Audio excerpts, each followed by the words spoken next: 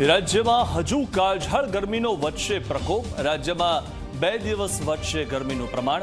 3 degree સુધી ઉચકાશે તાપમાનનો પારો। 2 દિવસ સુધી રાજ્યમાં હીટવેવની આગાહી।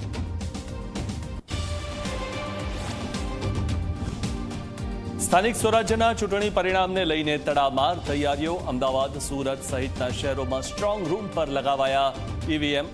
સ્ટ્રોંગ રૂમ બહાર ચુસ્ત પોલીસ બંદોબસ્ત। રાજકીય પક્ષોના નેતા પણ અત્યારથી જ તૈનાત।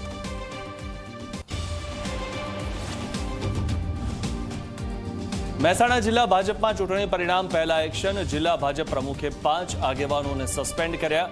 જિલ્લાના પૂર્વ ઉપપ્રમુખ, ઉનાવા એપીએમસી ડિરેક્ટર સહિત 5 આગેવાનોને કરાયા સસ્પેન્ડ।